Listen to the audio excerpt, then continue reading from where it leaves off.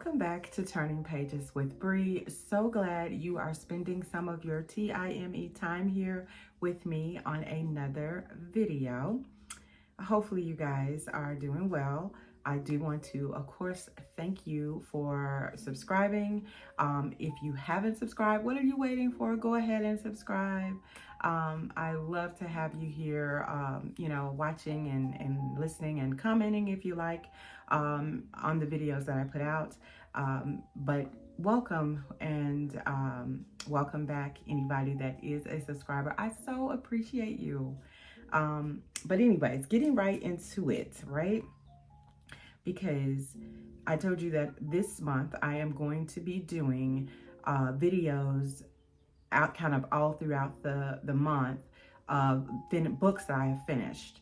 And I have finished another 3 recently. And so I'm going to go over these 3 with you to give you a little bit of a different shakeup of, a wrap up instead of wrapping all of them up at the end. I have a little better, fresher memory of the books that I have read if I go ahead and talk to you about them, kind of while they're still in my head, on my mind. Okay, so, and if you don't know, I read multiple books at the same time. I try not to get into too many, but I tend to sometimes, have several going on at the same time. And so anyways, I have finished 3. And the first one I want to talk about is Brooklyn by Miss Tracy Brown. I read this book, and it'll be up here for you to see, but I read this book because for one, I had been waiting on it to come up available on Libby forever, and I actually wanted to purchase the book as well, and I still probably want to purchase it after reading it, because I would love to support her. Tracy Brown is one of the authors that passed away a couple years ago. I'm not sure exactly why, but what happened, but I know that she is a indie Black author that has wrote several books, and I do own, I think, at least one that I have not read yet, and I'm going to be reading that one soon. But this one, Brooklyn, is quite popular. I think a lot of people have talked about it, but I am just now getting to finish it and read it. It came out several years ago. So this book is basically based on this young lady, Brooklyn, that grows up in a wholesome, pretty much wholesome family, where her father is a pastor of a church, and her mom, supports him in all of this. They did have kind of meager beginnings prior to, being in the church, but we kind of meet them, whereas she's young, she's a teenager. I think in high school is kind of when we meet her. And she is trying to rush life. She is a preacher's kid. She has a brother and an older brother, I think, and an older brother and a younger sister. But she's trying to rush life. I will not give you any spoilers, but I'll tell you that she is on this path to where she just kind of rebels from what the church life is giving. Okay, she doesn't want that life. She wants everything to be fast, to be all about her. She's just doing things all over the place to get herself in all kinds of mixed up trouble. And she's just kind of really resentful with her mom. She has a really cantankerous relationship with her mother. And she just has a lot going on. One second, sorry. And anyways, she is growing up fast, very fast, doing things that really she shouldn't be doing at her young age. And so she gets into some stuff, of course, some illegal things that she shouldn't get into, trying to grow up so fast and trying to do the lifestyle that she wants, and gets caught up. Just seriously gets caught up I won't go into, like I said, spoilers so that you will be able to read this if you have not. You'll be able to read it and get what I got out of it, which is invested in her, but mad at her as well. I mean, it definitely draws you in. The storyline definitely draws you in. It ends. It does finalize it really well, I think. I like how she, wrote the story, how she draws you in with the different things that are happening, the different relationships that Brooklyn has. But, I won't give the end away, but I'll just say it had me on edge. And at the end, I was mad at her. Just to be honest, I was upset with her, Brooklyn, the character. And you can read it and tell me how you felt about it, but I was really not pleased with her at the end. I really was not. So anyways, moving right along. So that's Brooklyn. So I also read Do What Godmother Says by LS Stratton. That's my first read of Miss LS Stratton. I think this would be considered like a thriller somewhat book. Yeah, this is more like a thriller. I have heard a lot of positive things about this author, so I wanted to pick up something of hers and read, and this is what I chose to read. Now, I will tell you, this is one of those books that go back and forth in time. So it's present. I think it starts out actually, I can't remember. I'm trying to remember if it starts out present day or it starts out back in time. I think it starts out back in the day, like in the 20s, and it's telling you about some things that have happened, and then it switches up and brings you forward to somewhat present day and what's going on with this young lady that it is based on. Okay, and so the story, and honestly, it's like one of those books that I feel like, what did I read after I read it? What was this? It was a lot of moving parts on this story to me. I'm not sure if I really would say it's a thriller. It's a lot of like superstitious things being done or talked about.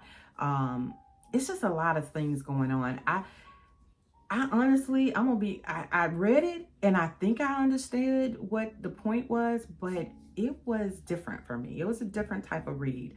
I don't know. I'm definitely going to read something else by LS Stratton, but I don't know if this is my genre or this is a book that I would say that I would recommend to pick up, because I feel different about it, and I don't know.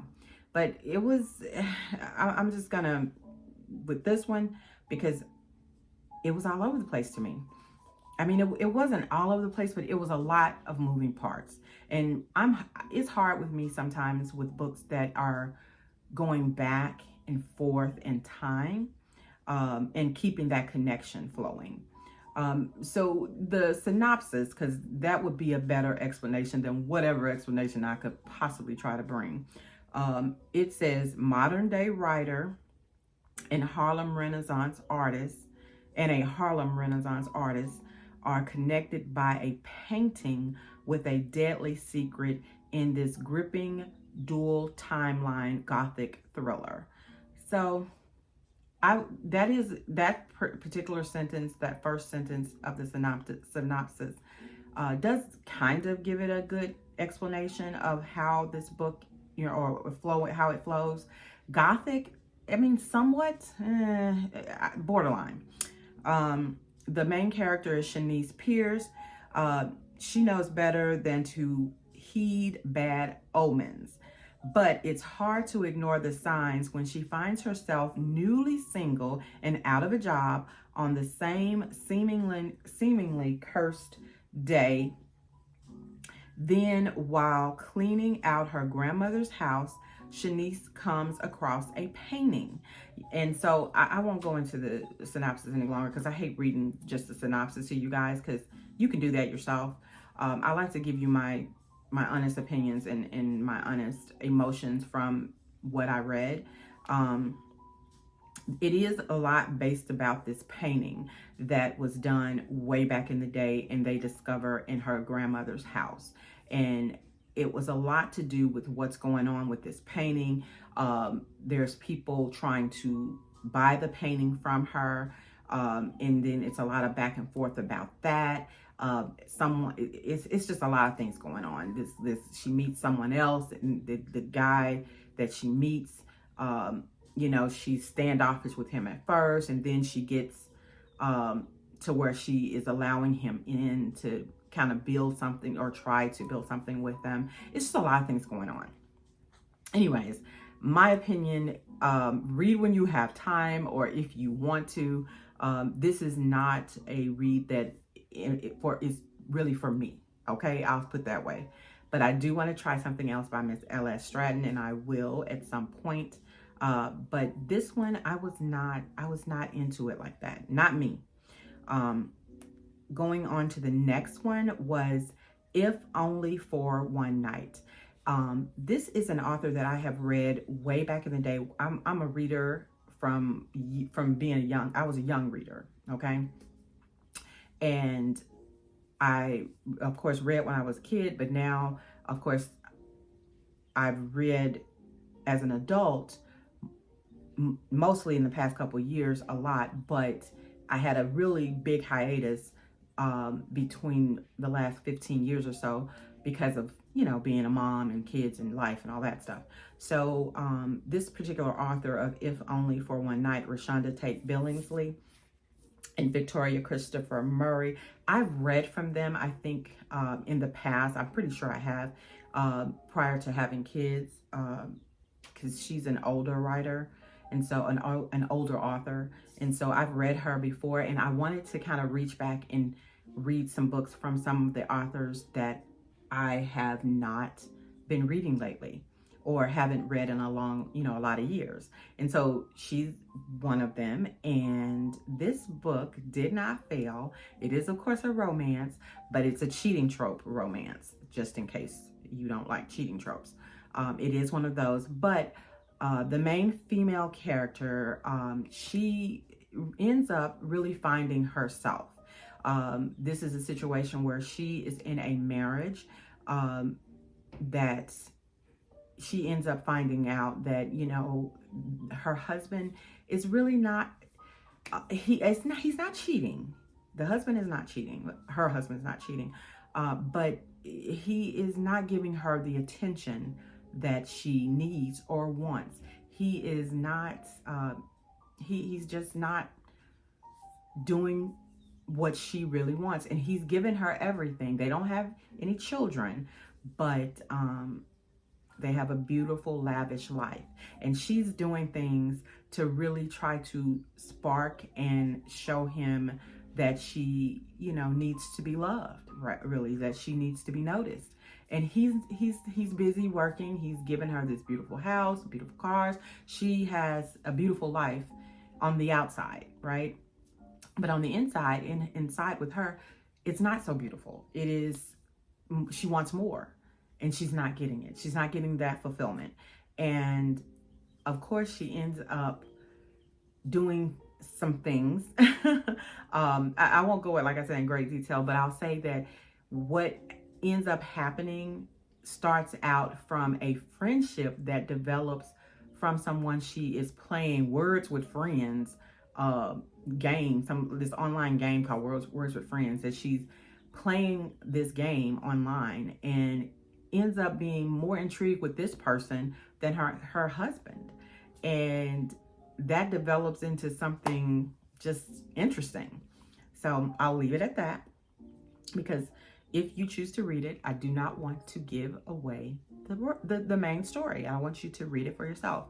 But it's good. It doesn't really have any spice in it. Just, I mean, maybe a little hint, but nothing to really mention. So don't worry about spice. You're good there. It's just a love story, and it is heartfelt. I enjoyed it. It was a very enjoyable read to me, and I like her and Victoria Christopher Murray. Reshonda, Tate, Billingsley. I like them as authors. So if you are looking for a different read for romance that doesn't have really any spice, I definitely say go check this one out. It's different, and it's older characters. It's characters that are not in their 20s. They're not new adults. They have been living life. So they are not, you know, baby adults. So anyways, those are the 3 books that I have read and finished recently. Of course, I will be back on as soon as I have 3 more, or 2 or 3 or whatever it is that I finish up, that I feel like I am ready to talk to you guys about, so that you can get my opinions about what I read. Hopefully you like this way, and it's not too long. It's just, you know, kind of right in the sweet spot, and it keeps you interested. All right, I will of course see you guys on the next one. Like, comment, subscribe, all the things.